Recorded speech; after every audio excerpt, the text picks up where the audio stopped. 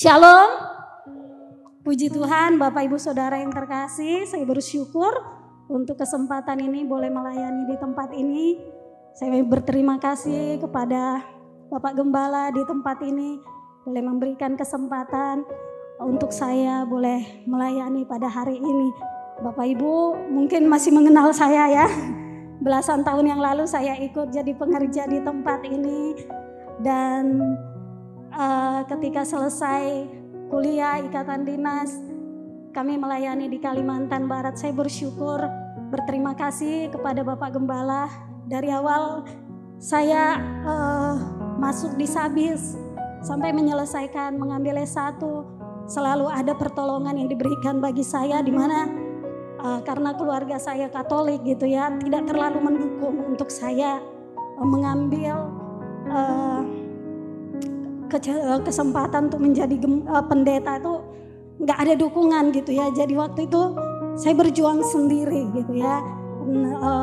Saat ini kami melayani di Kalimantan Barat, dari Sintang itu 10 sampai 11 jam gitu ya.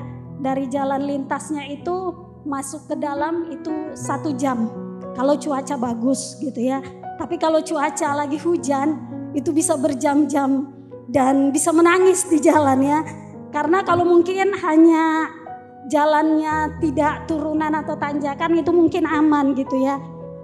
Tetapi kalau sudah hujan, wah itu tantangan tersendiri, tanjakan, turunan dengan jalan yang licin, itu sesuatu yang berat gitu ya saudaraku. Di awal-awal sempat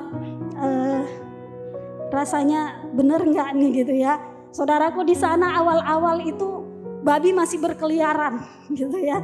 Jadi saudara bayangkan gereja itu gereja panggung gitu ya. Jadi di bawah babi, kami di atasnya gitu. Pastorinya juga begitu. Jadi kami di atas, babi di bawah. Bukan babi kami gitu ya, babi masyarakat gitu ya. Ketika kita bilang boleh nggak di kandang, mereka akan bilang babiku duluan ada, baru kalian datang gitu ya. Jadi kita pendatang nggak berani macam-macam gitu ya saudaraku. Ada begitu banyak rintangan di awal-awal, itu sangat sulit. Bayangkan saudara, kita tidur di atas, babi di bawah kolong gitu ya. Jadi ngoroknya nggak ngerti ngoroknya siapa antara babi dengan yang tidur di gitu ya. Jadi saudaraku, di awal-awal sangat sulit, listrik nggak ada, sinyal juga sangat sulit, harus tempat-tempat tertentu ada sinyal. Tapi puji Tuhan, Tuhan boleh menolong pelayanan kami. Sempat putus asa ya, saya jujur saya katakan ya, dan sempat ingin pergi gitu ya. Tapi saya bersyukur Tuhan terus meneguhkan kami untuk boleh melayani. Bahkan hari ini saya bersyukur ada begitu banyak perkara yang Tuhan nyatakan, yang Tuhan singkapkan, yang Tuhan lakukan dalam pelayanan kami. Kalau dulu gerejanya dari kayu, puji Tuhan sekarang sudah permanen gitu ya. Kalau dulu kami di pastori itu pernah ambruk gitu ya, lantainya itu, dan kami jatuh bersama dengan Bapak Gembala ya, suami saya. Sekarang nggak lagi gitu ya, rumahnya sudah dicor ya, udah seperti ini gitu, nggak lagi pakai papan. Dan bersyukur 1,5 tahun yang lalu listrik sudah masuk di desa itu. Dan saat ini sinyal juga sudah ada gitu ya. Tapi kalau listriknya mati, sinyal juga mati. Di sana listrik saudaraku, saya melihat di sini enak, listriknya nggak ada yang padam gitu ya. Kalau di sana saudaraku banyakkan padamnya gitu ya daripada hidupnya. Jadi listrik mati maka sinyal juga mati. Bisa 3 hari matinya gitu ya. Tapi bersyukur saya merasakan bahwa pertolongan Tuhan tidak pernah terlambat. Kalau Dia yang menempatkan kami di sana, maka Dia juga yang terus memberikan kami kekuatan, meneguhkan terus dengan kebenaran firman-Nya. Ya, anak kami ada 3. Yang pertama Joyce itu kelas 4, yang kedua Brian Romora kelas 1, dan yang ketiga bersama-sama dengan saya hari ini gitu ya. Dan hari Kamis saya akan kembali ke Kalimantan Barat. Dukung doa supaya kami saudaraku tetap setia gitu ya. Karena ada begitu banyak gereja-gereja yang kosong, tidak ada gembalanya gitu ya. Bahkan beberapa gereja itu saudaraku, kalau karena kami mengajar juga di sekolah, saya ngajar agama Kristen. Saya tanya, kalian sembahyang enggak? Enggak, gerejanya dikunci gitu ya. Karena enggak ada gembala atau pastornya, jadi ada pemimpin umat. Pemimpin umatnya kemana? Ke ladang gitu ya. Jadi ada juga beberapa kalau musim hujan itu cari jamur sawit ya. Kalau musim kering, saudaraku, kemarau, itu kesempatan untuk dapat ikan. Jadi kalau sungai sudah kering, itu nangkap ikannya udah tinggal pakai tangan gitu ya. Jadi musim kering mereka cari ikan, musim hujan cari jamur. Jadi melayani di sana sungguh banyak tantangannya gitu ya. Kalau orang yang mudah kecewa udah. Dan beberapa banyak yang mereka akhirnya mundur. Nah, saudaraku yang terkasih, saya melihat bahwa saudaraku, saya melayani di tempat ini belasan tahun yang lalu, dan saya melihat jemaat-jemaat di tempat ini gak jauh berubah ya, masih tetap awet, tetap muda gitu ya. Nah, saudaraku yang terkasih, secara naturnya saudaraku, setiap kita ketika kita semakin bertambah usia, kekuatan kita semakin berkurang. Banyak hal yang berkurang dari kehidupan kita ya. Ketika saya waktu belasan tahun yang lalu melayani, selesai dulu jam 6 ya mulai, kalau ibadah yang kedua itu gitu ya. Jam 8 selesai harus pulang ke Surabaya, itu lincah aja gitu ya. Kalau stop kan mobil Akas itu, bus Akas itu sambil mobilnya jalan kita cepet-cepet lari. Tapi kalau disuruh sekarang saya seperti itu, saya udah nggak berani gitu ya. Sudah nyalinya sudah mulai menurun gitu. Nah, saudaraku, setiap kita akan mengalami penurunan.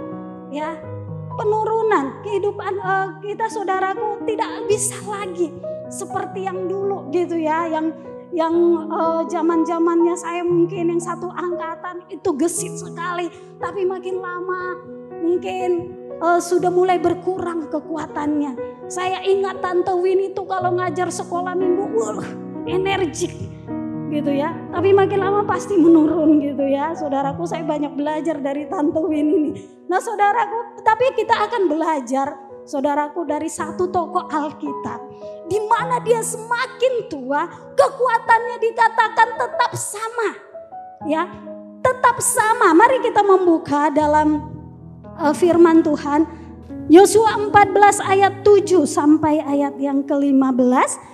Nah, saudaraku yang terkasih, kita belajar dari Kaleb. Kaleb artinya gagah, artinya berani, bergerak dengan kecepatan dan kekuatan yang besar. Itu arti nama Kaleb. Dan kita melihat, saudaraku, bahwa dikatakan ketika Tuhan berfirman kepadanya, dia memiliki kekuatan yang sama sampai dia berumur 85 tahun. Ya, secara logika kita berkata tidak mungkin, orang udah, apalagi zaman sekarang saudaraku, kalau sudah 85 sudah banyak yang pikun, sudah tak berdaya lagi, sudah berbaring. Tetapi kita melihat ada sesuatu yang berbeda dengan Kaleb.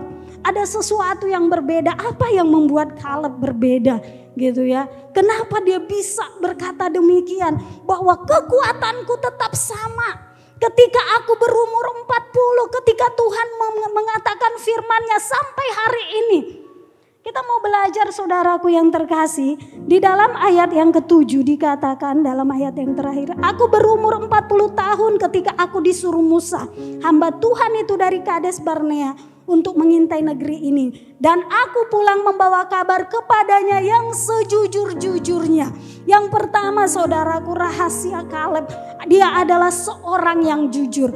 Ketika 12 pengintai disuruh untuk mengintai tanah perjanjian itu, saudaraku, 10 orang pengintai mengatakan, wah, tidak mungkin kita menduduki negeri itu. Di sana ada suku Enak, orang-orang raksasa. Kita ini apa? Kita ini nggak mungkin mengalahkan. Tetapi saudaraku yang terkasih, Kaleb, dia memiliki, kalau dalam kitab yang lain dikatakan dia memiliki jiwa yang berbeda. Dia dengan jujur bahkan menenteramkan hati orang Israel supaya mereka tetap berani berjalan bersama-sama dengan Tuhan. Yang pertama, dia jujur, saudaraku yang terkasih. Saat ini mungkin kejujuran adalah sesuatu yang langka. Kalau saudaraku dikatakan, oh jangan terlalu tulus.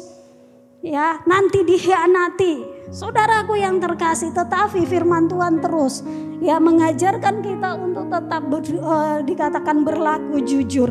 Dalam kitab Amsal, saudaraku yang terkasih, dikatakan Amsal 11 ayat 3, orang jujur akan diselamatkan oleh ketulusannya. Firman Tuhan juga berkata, apa yang kita tabur itu yang akan kita tuai. Ketika kita tidak jujur, saudaraku, maka kita menuai juga. Ketika kita berbohong, maka kita juga akan dibohongi. Saudaraku yang terkasih, ya tabur tuai itu terus berlaku. Firman Tuhan itu ya dan amin. Maka saudaraku, dikatakan firman Tuhan supaya kita terus berpatokan pada firman Tuhan, supaya kita bertindak hati-hati. Kalau kita tidak bertindak hati-hati, saudaraku, maka kita melakukan satu kesalahan, maka kita akan menuai akibat dari kesalahan kita itu.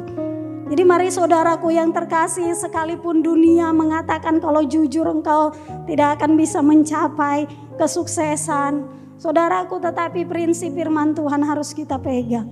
Saudaraku yang terkasih, kalau kita dikatakan tadi Amsal, orang jujur terselamatkan oleh ketulusannya. Saudaraku, Kaleb memilih hatinya adalah seorang yang tulus. Dia seorang yang tulus, ya. Dia seorang yang benar-benar mengasihi Tuhan, melakukan apa yang menjadi kehendak Tuhan. Mari kita, saudaraku, dalam kehidupan kita ini, ya, sekalipun sulit untuk berbuat jujur, kadang kita diperhadapkan dengan situasi di mana kita rasanya untuk melakukan satu kejujuran itu sangat sulit, tetapi firman Tuhan katakan itu rahasia supaya kita tetap kuat di dalam Tuhan. Kalau kita sudah tidak jujur, saudaraku yang terkasih, maka kita akan, saudaraku, itu menjadi cara iblis untuk mendakwa kita, untuk menuduh kita, saudaraku, sehingga kita lemah. Ya, ada celah iblis untuk menjatuhkan kita.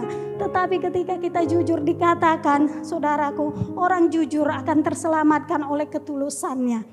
Jadi mari saudaraku, kita terus belajar. Amin. Terus belajar gitu ya. Dalam hidup ini kita belum selesai gitu ya. Masih terus sekolah, masih terus belajar, terus belajar.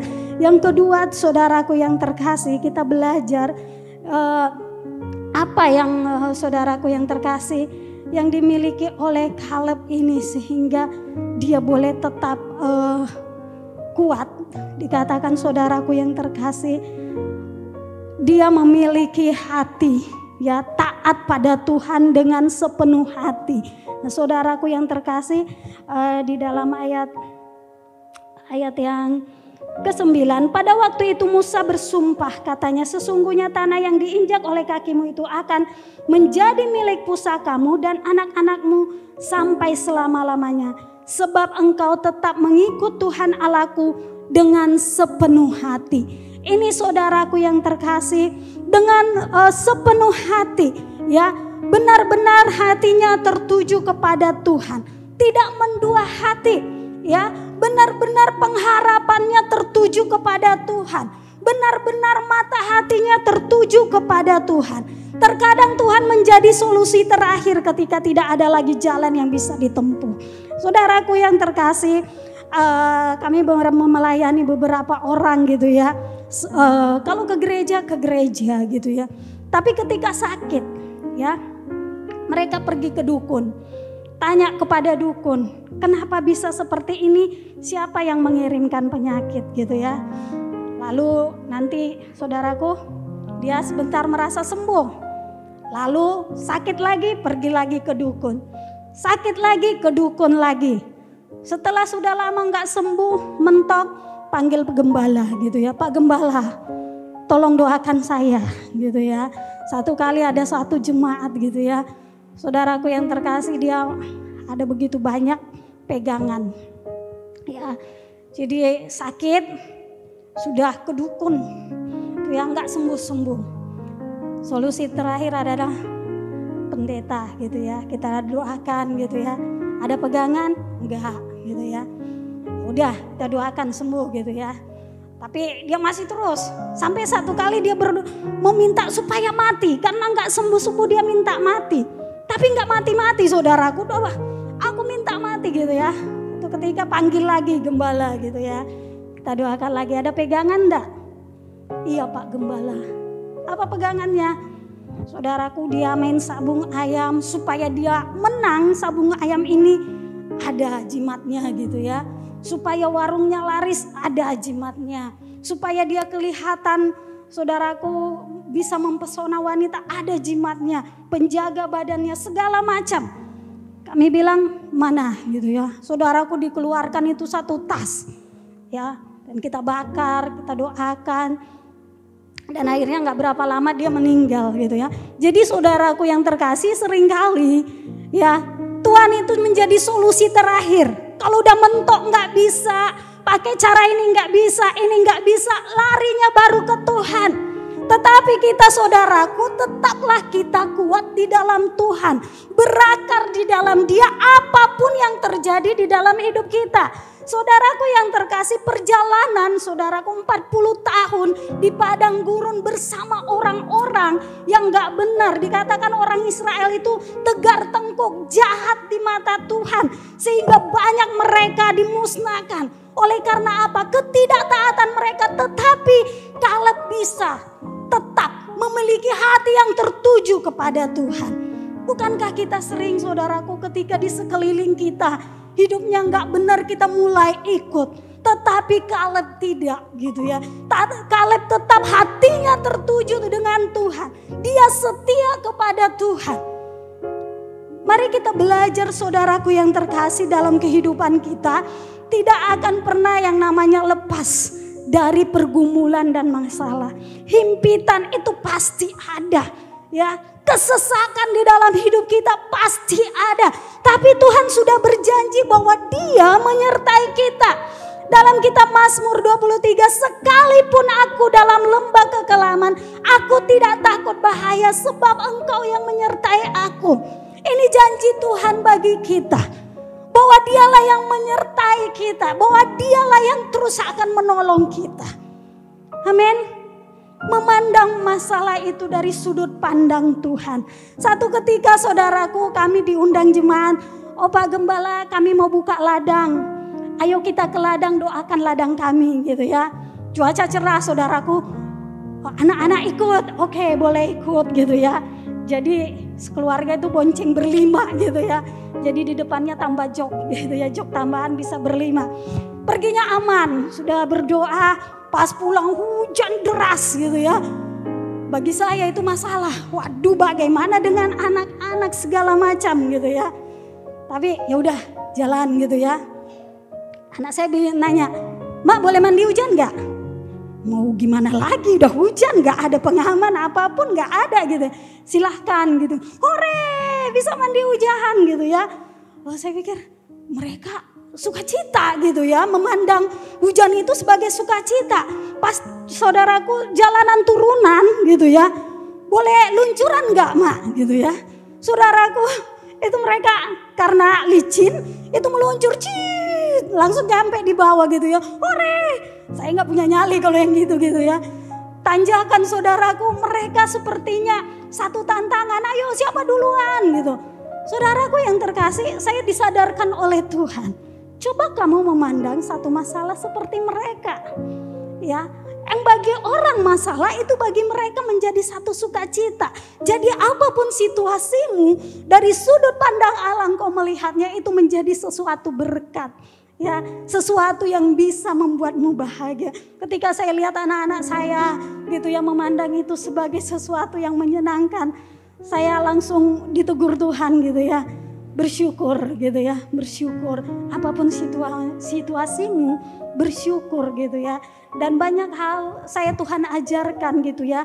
Anak-anak saya dilatih Tuhan ketika kami pulang pelayanan, jalan yang rusak gitu ya.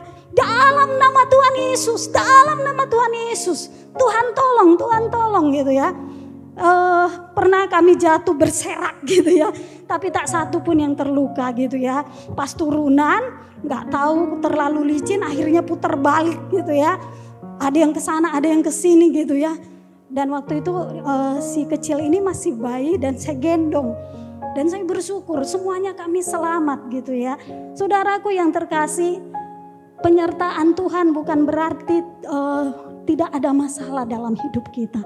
Tuhan izinkan ya. Tuhan izinkan banyak pergumulan. Tuhan izinkan banyak tantangan, tetapi untuk mengubah pola pikir kita, memandang segala sesuatu dari sudut pandang Tuhan. Ya, Tuhan katakan Allah turut bekerja dalam segala sesuatu untuk mendatangkan kebaikan. Amin. Situasi apa yang saat ini saudara lihat itu sesuatu yang sangat tidak menyenangkan, sangat mengecewakan. Tetapi pandang dari sudut pandang Allah, Tuhan katakan mendatangkan kebaikan. Pegang janji Tuhan. Maka saudaraku yang terkasih, saya percaya kita meraih satu kekuatan baru. Ya, saudaraku yang terkasih, ada kekuatan baru. Saudaraku yang terkasih, kalau dia seorang yang tulus, seorang yang jujur, seorang yang setia untuk mengikut Tuhan. Bukan gak ada tantangannya. Situasi waktu itu pasti mungkin bisa membuat dia tawar hati. 40 tahun saudaraku yang terkasih. Sampai dikatakan 45 tahun. Dia saudaraku melihat mana Tuhan, janji Tuhan. Ya, tetapi dia tetap mengikut Tuhan dengan sepenuh hati. Mari saudaraku yang terkasih, mari kita mengikut Tuhan dengan sepenuh hati. Ya, percaya Tuhan tidak pernah mengecewakan. Sekalipun mungkin kita merasa kecewa dengan situasi, kondisi, tetapi saudaraku yang terkasih, percaya bahwa Tuhan tidak pernah mengecewakan kita. Yang ketiga, yang terakhir saudaraku yang terkasih, ya, dia mempercayai bahwa janji Tuhan pasti digenapi. Ya, dalam ayat 10, jadi sekarang sesungguhnya Tuhan telah memelihara hidupku seperti yang dijanjikannya. Kini sudah 45 tahun lamanya sejak diucapkan Tuhan firman itu kepada Musa. Dan selama itu orang Israel mengembara di padang gurun. Jadi sekarang telah berumur 85 tahun aku hari ini. Nah saudaraku yang terkasih, mempercayai janji Tuhan pasti digenapi. Ya, apa yang Tuhan janjikan pasti digenapi. Kalau saya mungkin berjanji saya bisa lupa, saya bisa membatalkannya, tetapi janji Tuhan pasti digenapi. Saudaraku yang terkasih, ketika janji itu diucapkan dia berumur 40 tahun dan dikatakan aku sekarang 85. 45 tahun menantikan janji Tuhan itu bukan waktu yang mudah. Ditambah lagi dengan situasi orang Israel adalah orang yang tidak setia kepada Tuhan. Bisa jadi itu mempengaruhi imannya, tetapi dia tidak, saudaraku. Dia tetap berpegang pada janji Tuhan itu. Dan bahkan saudaraku yang terkasih, ya, ketika dia mengembara di padang gurun, saudaraku, kalau kita baca bagaimana perjalanan bangsa Israel di padang gurun, mereka bersungut-sungut. Ketika tidak ada air, mereka memberontak, menyembah berhala, melakukan perzinahan. Banyak hal dosa yang dilakukan oleh bangsa Israel. Tetapi Kaleb tetap setia. Dia tetap berpegang pada janjinya. Ketika mungkin di padang gurun, mana Tuhan janjimu itu, tetapi dia tetap berpegang pada janji itu, saudaraku yang terkasih. Kaleb tetap memegang karena dia berjalan, saudaraku, bersama Tuhan, ya, memiliki ketetapan hati bahwa janji Tuhan pasti digenapi, saudaraku yang terkasih, ya. Mari kita, saudaraku yang terkasih, terus memegang janji Tuhan dalam hidup kita, ya. Janji penyertaan Tuhan, minimal janji penyertaan Tuhan itu bahwa Dia menyertai kita. Ya, Dia tidak pernah meninggalkan. Saya merasakan bahwa ketika saya renungkan bagaimana Tuhan menolong kami gitu ya, sungguh luar biasa. Janjinya digenapi. Kalau sekarang saya melihat ketika saya memandang ya bangunan gereja ketika kami pelayanan di situ, hanya beberapa orang saja. Ke gereja itu mereka pakai baju tidur, pakai baju bola, terserah gitu ya. Saudaraku, Tuhan semakin tolong kami dalam pelayanan. Janji Tuhan, Tuhan akan memberkati kami bahwa saudaraku akan melapangkan tempat pelayanan itu gitu ya. Kami pegang janji Tuhan itu saudaraku, bukan tidak ada tantangan masalah.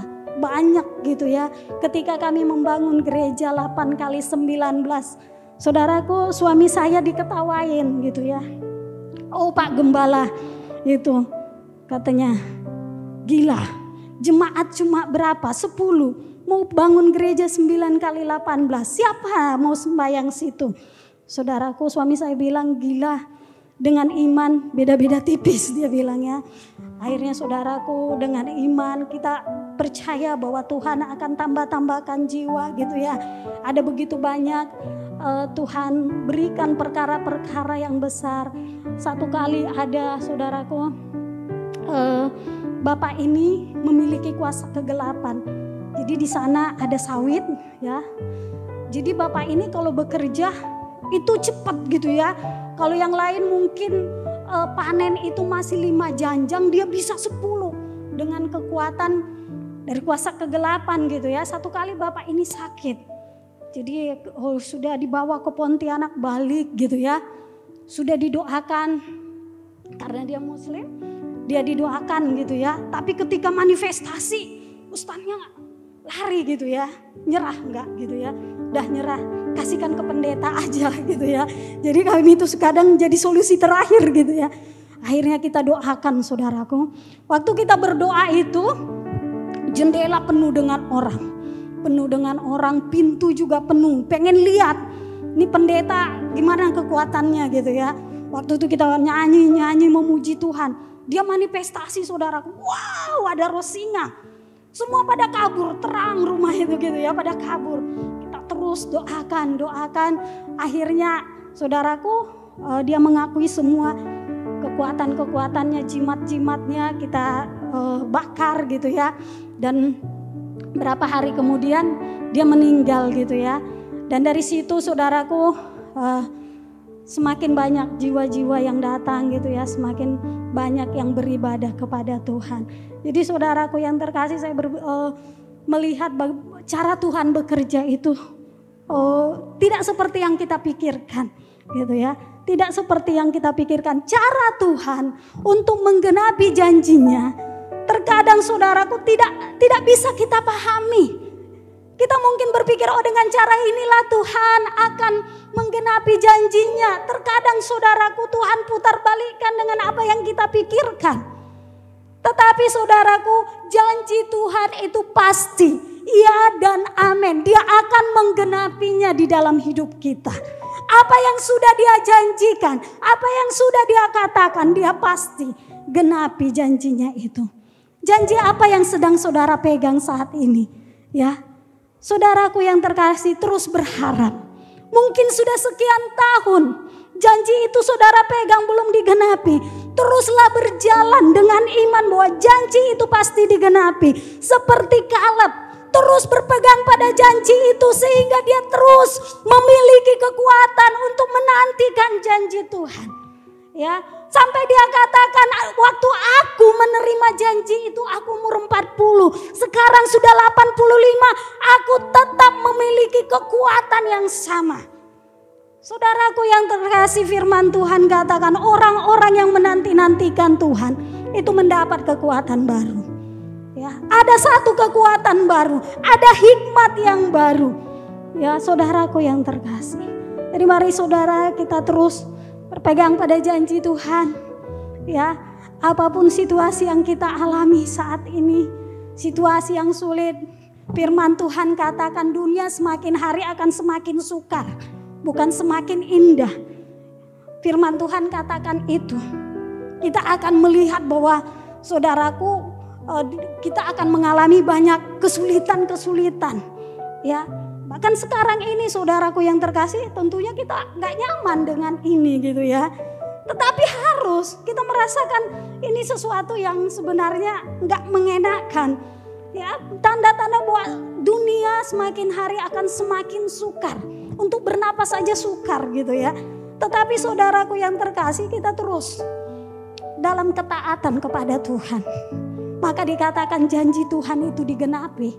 Pertolongan Tuhan itu ada bagi kita. Ya, Keselamatan itu ada bagi orang-orang yang jujur, yang tulus. Janji Tuhan digenapi bagi orang yang taat, yang total dengan Tuhan. Kita memang gak sempurna, saudaraku yang terkasih. Terkadang kita lemah. Saya pun kadang, Tuhan, apa yang sudah saya capai di sini. Kadang secara dunia melihat teman-teman yang di kota difasilitasi segala macam, terkadang dari hati saya, wah ya nyaman hidup mereka. Tetapi saya belajar lagi, dimanapun engkau berada, dimanapun engkau melayani, tetap ada masalah, ada kesukaran. Ya, yang menjadi saudaraku yang terkasih, bagaimana engkau menyikapi semua masalah itu? Tetapkah bersama dengan Kristus? Ya, sehingga dikatakan saudaraku, Kaleb itu memiliki lain jiwanya. Dia memiliki saudaraku keseriusan dengan Tuhan, totalitas dengan Tuhan. Dengan masalah-masalah yang ada, Tuhan sedang mengajarkan kita untuk total dengan Tuhan. Enggak separuh-separuh, ya, enggak mendua hati, enggak menjadikan Tuhan menjadi solusi yang terakhir, tetapi Dia tetap ya menjadi nomor satu dalam kehidupan kita. Saya percaya ketika itu kita lakukan, berkat Tuhan ada bagi kita. Dikatakan saudaraku, Kaleb memerangi ya tanah yang dijanjikan itu, dan dikatakan saudaraku, di situ ada suku-suku enak, di situ adalah kota-kota berkubu, tetapi bisa ya dia menerima berkat itu. Nah, saudaraku yang terkasih, ketika kita jujur tulus dengan Tuhan, ketika kita total dengan Tuhan, mengikut Tuhan dengan sungguh-sungguh, dan kita mempercayai memegang janji Tuhan, maka ada berkat Tuhan bagi kita. Ya, kebajikan, kemurahan selalu mengikutiku. Dalam versi lain dikatakan akan mengejar, kebajikan, kemurahan akan mengejarku. Berbicara soal berkat tidak selalu berbicara soal materi, saudaraku. Ketika kita sehat hari ini, itu adalah berkat Tuhan. Ketika kita masih bisa bersama-sama dengan keluarga kita, itu adalah berkat Tuhan. Ketika anak-anak kita masih bisa mendengarkan kita, itu adalah berkat Tuhan. Ya, jangan selalu memandang berkat dari materi, saudaraku yang terkasih. Kita bernapas hari ini, itu adalah berkat Tuhan. Kemurahan Tuhan mengikuti, kesehatan, damai sejahtera, sukacita itu akan mengikuti kita. Ketenangan jiwa akan mengikuti kita. Amin. Puji Tuhan, saudaraku, mari kita lakukan firman Tuhan ini, dan biarlah firman Tuhan ini boleh menjadi kekuatan bagi kita.